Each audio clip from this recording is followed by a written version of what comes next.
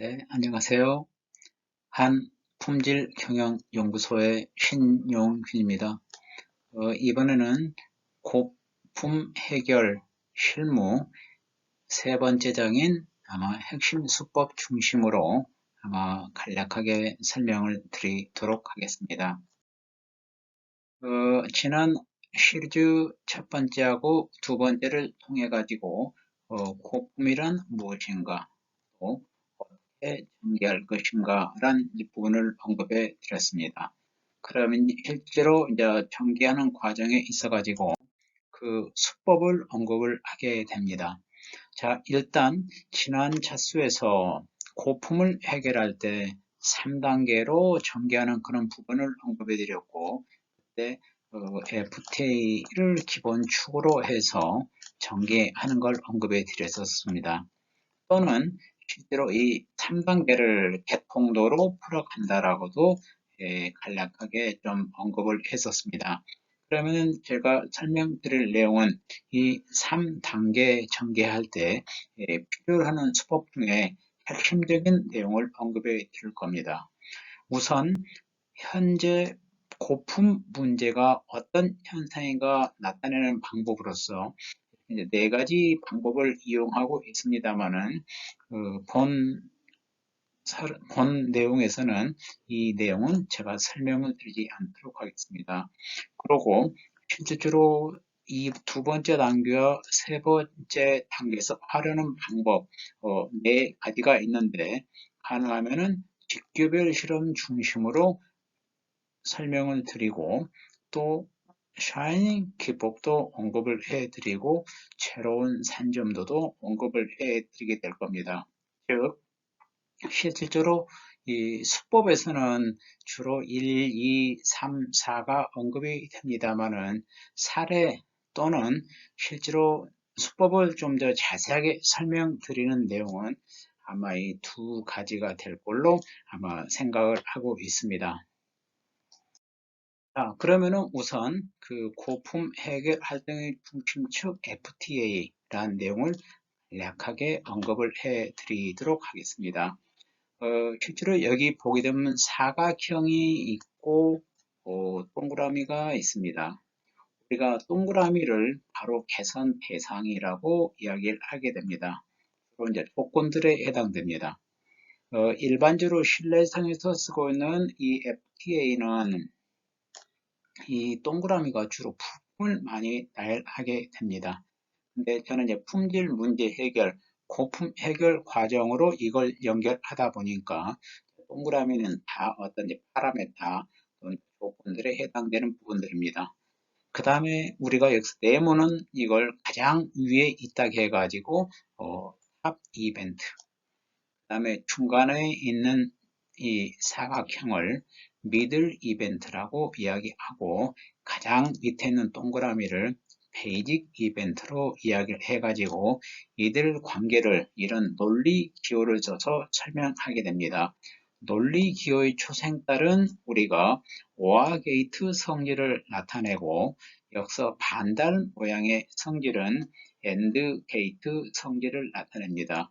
이 오화 게이트 성질은 얘가 잘못돼도 얘가 문제가 되고, 또는 얘가 잘못돼도 얘가 문제된다, 그런 의미를 가지고 있고, AND 게이트 성질은 얘하고 동시에 일어났을 때 바로 이 문제가 발생한다, 그를 나타내는 아마 내용입니다.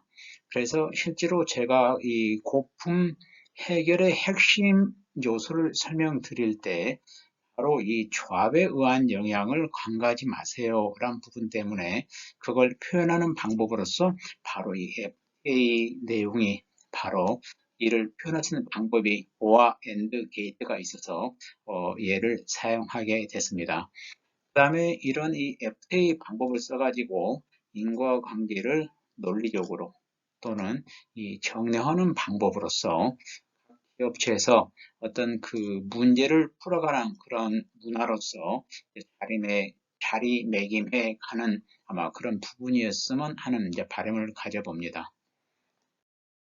그러면 실제로 우리가 종량화를 한다고 했을 때 그 의미가 무엇일까?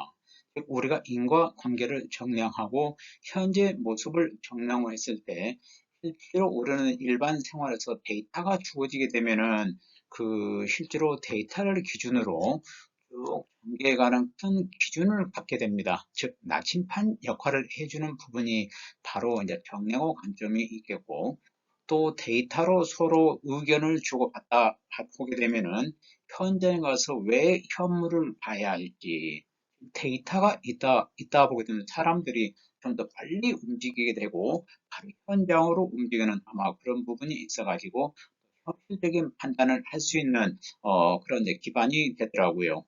그 다음에 또 이런 데이터에 의해서 도출된 결론은 확신이 있기 때문에 실행이 굉장히 빨라집니다. 그래서 항상 데이터를 가지고 어떤 정량화시키는 그런 과정은 중요하겠다 아마 생각이 들어가지고 제가 인과관계 방법이 있어가지고 네 가지를 좀 정리를 했습니다. 그 네 가지 방법 또는 현재를 나타내는 여러 그래프 방법들은 엑셀에서 충분히 진행할 수 있는 아마 그런 내용들입니다. 즉, 실질적으로 이 내용 네 가지 모두 다 엑셀에서 정리할 수 있는 내용들이고요.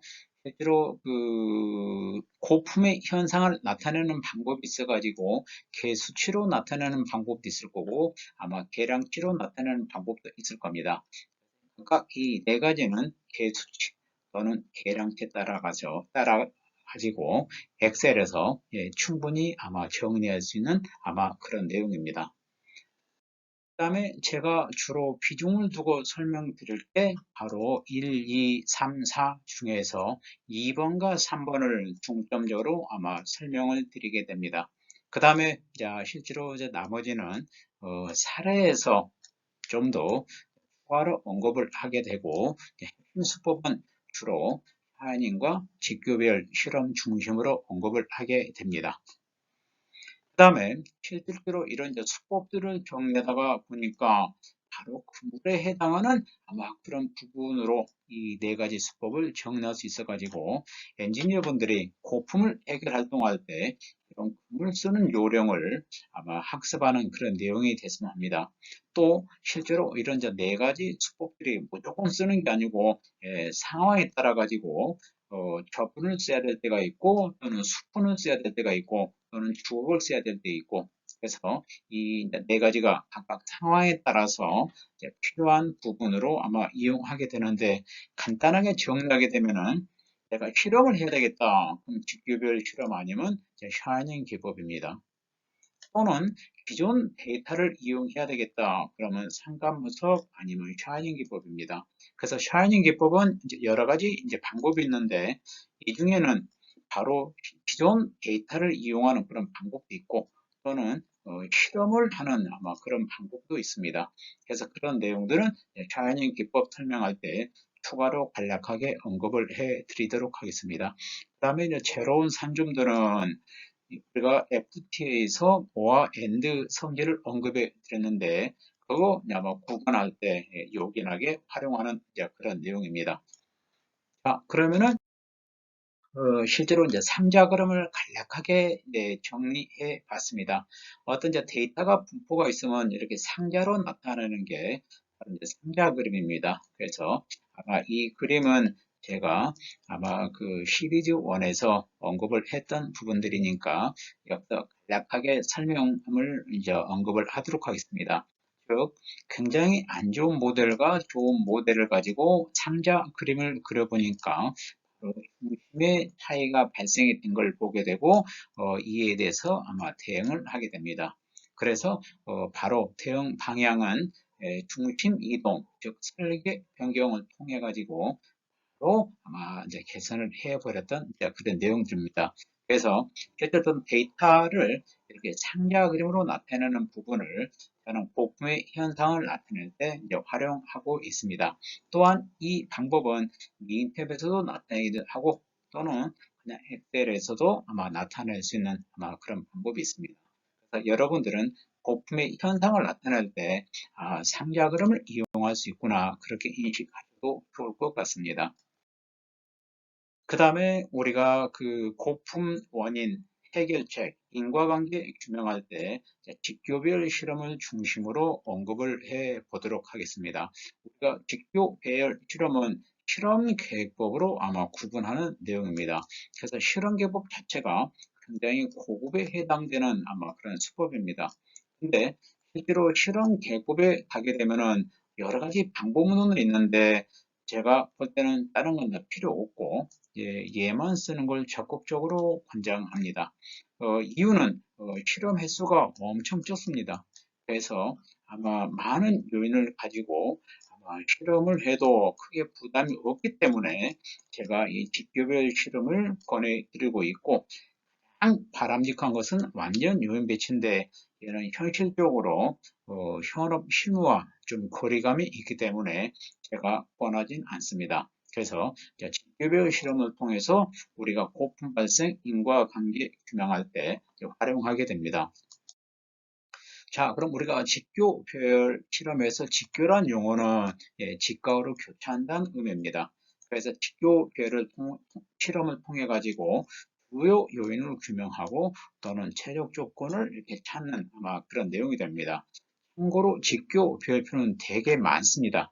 근데 제가 그동안에 89년도부터 활용해 보니까 가장 많이 쓸 것은 이 세 가지 외에는 쓸 일이 거의 없더라고요.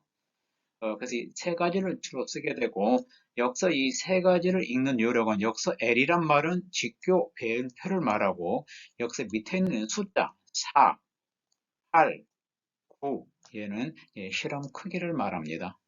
그 다음에 역서 위에 원래는 3, 7, 4는 실험 요인 개수입니다. 그래서 이 수준 7개 요인까지 7, 8번 실험 수준 4개까지 9번 실험. 이 2개만 가지고도 실제로 그동안에 89년도부터 지금까지 기업체 문제를 해결할 때 아마 상당 부분 아마 도움을 보고 효과를 많이 봐가지고 적극 이제 권하고 있습니다. 자, 그럼 직교별 실험을 이해하기 위해서 예를 들어보겠습니다. 예를 들어서 파인 피치를 우리 확보해야 되겠다. 그럼 어떤 요인이 있니? 라고 했을 때 서로 토론을 통해서 세 가지 변수를 찾아냈다고 가정을 하겠습니다. 그럼 그를 갖다가 이렇게 각각 두 가지로 변화를 줬을 때 이들을 우리가 수준이라고 이야기를 하게 됩니다. 그럼 이때 모든 경우 조합은 이제 실험이 둘, 둘, 둘 그럼 8가지 조합이 되게 되는데 아마 직교별은 4가지 조합으로서 실험을 하게 됩니다. 그럼 첫 번째 실험 이런 조합이겠죠. 그 다음에 두 번째 실험 그럼 이런 조합이 되겠죠. 그 다음에 세 번째 실험 그러면은 또 아마 이런 조합이 될 겁니다. 그 다음에 네 번째 실험 하게 되면은 이런 조합으로서 아마 실험을 하게 됩니다. 그 실험을 통해서 얘를 분석을 해가지고 핵심 요인이 뭐고 어떻게 하면 좋은지 그걸 찾게 됩니다. 그래서 이 H를 제가 아마 설명을 드리게 될 겁니다. 그 다음에 실질적으로 어떤 회사에 가보니까 이렇게 각각 두 가지 조건으로 7가지 변수가 있더라고요. 그래서 제가 지금까지 경험한 내용을 해보게 되면은 실험을 통해서 요인을 규명할 때 이 수준 7가지인 경우가 한 절반. 그럼 저 같은 경우는 한 몇천 건을 해봤으니까 그 중에 아마 몇천 건은 여기에 해당되는 경우가 많더라고요. 그래서 얘를 우리가 모든 경우 조합으로 실험을 하게 되면은 이걸 8번을 곱하게 되면은 128의 실험이 됩니다. 그 실험 못 합니다. 근데 직교별로 하게 되면은 8번 실험이면은 충분합니다. 그래서 얘를 통해 가지고 실제로 핵심 요인이 뭐고 최적 조건이 뭔지 이를 찾는 그런 내용을 활용하게 됩니다. 자, 그러면은 실제로 직교별 실험을 여러분들이 어떻게 분석하는가를 좀 언급해 드려 보도록 하겠습니다. 자, 예를 들어 가지고 맛있는 커피를 만들어야 되겠다. 그러면 우리가 세 가지 변수가 나왔다고 가정을 하고 각각 두 가지 조건으로 이 수준이 되는 거죠. 실험을 한다고 했을 때 얘가 모든 경우 조합입니다. 근데 저는 얘를 절대로 권하지는 않습니다. 그래서 직교별 실험을 통해서 우리가 하는 걸 이제 권하게 됩니다. 그러면 실질적으로 첫 번째 실험은 이렇게 되겠죠. 이 말은 바로 이렇게 조합을 해라라는 내용입니다. 그러면 그때 커피 맛의 결과를 이렇게 이제 보게 됩니다. 우리 해산말로 말하면은 뭐 인장 강도가 될 수 있겠고, 또는 뭐 불량률이 될 수 있겠고, 또는 뭐 도금 두께가 될 수도 있겠고요. 그럼 이제 두 번째 실험은 하나, 둘, 둘이니까 이렇게 되겠죠. 하나, 둘, 둘. 초이스를 가지고 녹차를 넣어서 커피를 먼저 타는 그런 실험을 하게 되면 그때 이제 결과가 이렇게 나옵니다. 그 다음에 이제 세 번째 실험을 또 하게 되겠죠. 그럼 세 번째는 초이스를 가지고 녹차를 넣고 물 먼저 타는 아마 그런 실험을 하게 되면은 또 커피 맛에 대한 결과가 이렇게 나오게 됩니다. 그 다음에 네 번째 실험은 우리가 초이스를 가지고 녹차를 첨가하지 않고 커피 먼저 타는 그런 순서로 하게 되면은 이런 결과가 나오게 됩니다. 그럼 여기서 바로 분석을 보여드리겠습니다. 즉 A란 요인이 1이란 조건, 즉 맥심이죠. 그때 실험 결과는 얘들 평균이 5.5가 나옵니다. 그 다음에 A를 초이스로 했어요. 즉 A2로 했습니다. 그럼 그때 실험 결과는 평균이 4.5가 나옵니다. 그러면 이 5.5하고 4.5하고 차이가 어때요? 라고 했을 때 1.0만큼 차이가 발생이 돼요. 그래서 이 차이가 크면은 이 A란 요인, 즉 커피 종류는 결과에 영향을 많이 준 거고, 이 차이가 적으면은 영향이 미미한 겁니다. 그럼 차이가 크다 적다는 이제 각각 비요인을 이렇게 분석해 가지고 상대적으로 비교를 하게 됩니다. 자, 그럼 비요인을 가지고 또 분석을 해 보도록 하겠습니다.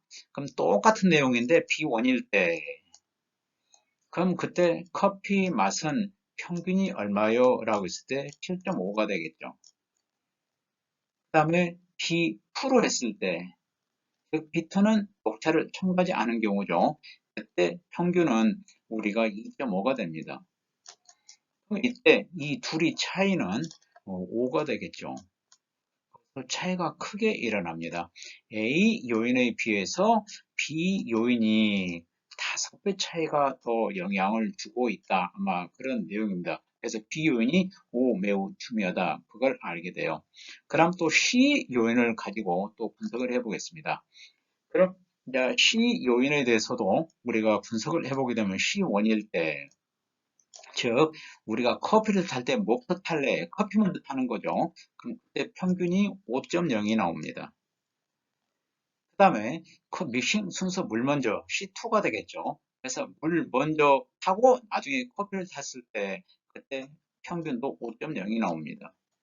그럼 그때 차이는 어때요? 라고 했을 때 그 차이는 바로 0입니다. 즉 영향이 없다는 뜻입니다. 그래서 이 세 가지 변수 중에 이 B가 엄청 중요하구나. 그걸 알게 되는 그런 내용이고, 지금 제가 분석한 내용을 다음 페이지가 이렇게 정리를 해봤습니다. 그래서 여기서 차이를 우리가 효과라고 이야기하기도 하고, B의 효과가 큰 거죠. 그래서 얘를 퍼센트로 나타내는 게 이렇게 나와 있습니다. 그래서 퍼센트로 나타내는 방법은 얘를 다 더해가지고 각각 나눠주면 되는 아마 그런 내용이죠.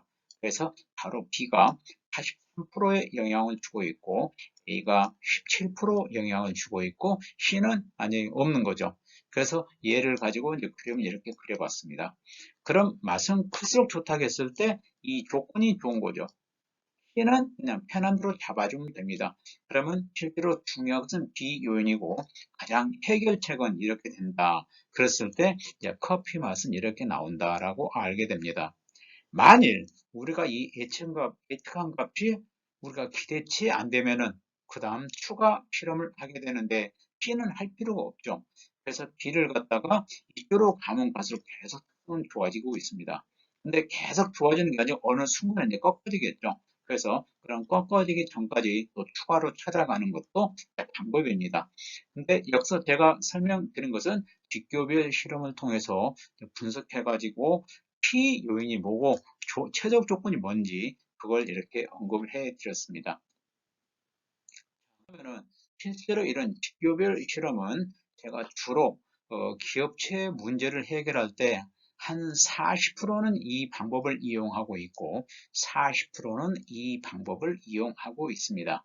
그래서 실질적으로 이 직교별표는 너무나 제가 효과를 많이 봐가지고 이렇게 설명을 드리고 있습니다. 그 다음에 실제로 이제 직교별은 이제 다쿠지 박사에 의해 가지고 이렇게 이제 관심을 갖게 된 내용인데 이제 다쿠지 박사는 L12란 실험하고 L18은 실험을 많이 강조하십니다. 근데 그건 맞습니다. 근데 실제로 우리가 실험이라는 게 처음부터 이렇게 많이 하다 보게 되면 또 실험하는 방법이 시행착오를 거쳐요. 그래서 실험을 많이 해가지고 실험을 망치는 경우를 많이 보게 됩니다. 그래서 가능하면 실험을 처음부터 크게 하지 마세요. 라는 부분으로 L8, L9, 얘를 우리가 L8이라고 쓰기도 하고 또는 얘를 L9라고도 이야기하게 됩니다. 이 두 개면은 우리가 해결할 문제 한 80%는 다 커버되는 내용들을 가지고 얘를 이렇게 좀 언급을 해드리고 있습니다. 자, 이건 이제 다쿠지 박사가 이거 쓰면 좋더라. 근데 처음부터 얘는 쓰지 마십시오. 예, 시행착오를 거치다 보게 되면 실험 망치는 경우를 자주 보기 때문입니다. 자, 그 다음에 이제 상관 분석입니다. 이제 상관 분석 사례도 제가 뒤에서 잠깐 언급을 하게 될 건데, 이제 상관 분석을 통해서 인과관계를 정량화할 수 있는 이제 방법입니다. 그래서 과연 이 고품에 어떤 변수가 영향을 주니 상관 분석에 대해서 나중에 사례로서 설명을 드리도록 하겠습니다. 그 다음에 또 제로원 산전도입니다. 일반적으로 우리가 산점도는 많이 알려져 있습니다. 근데 제가 이 조합에 의한 영향을 이렇게 나타내는 방법을 찾다 보니까 새로운 산점도를 다시 이렇게 이름을 붙였어요. 여기서 제로란 말은 양품, 그다음에 1이란 것은 제가 분량으로 표시를 해가지고 산점들을 작성하게 됩니다.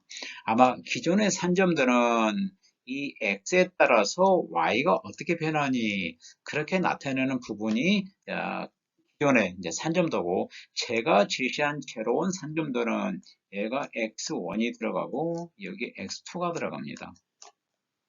그 다음에 여기에 컬러로서 양 분량이 표시됩니다. 그래서 얘를 통해 가지고 OR 게이트 또는 AND 게이트를 통해 가지고 실제로 조합에 의한 성질을 볼 필요가 있나 없나 그걸 보게 됩니다. 그래서 새로운 산점도도 뒤에 어떤 사례를 통해서 설명을 드리고 여기서는 여기 수법까지만 언급해 드리도록 합니다.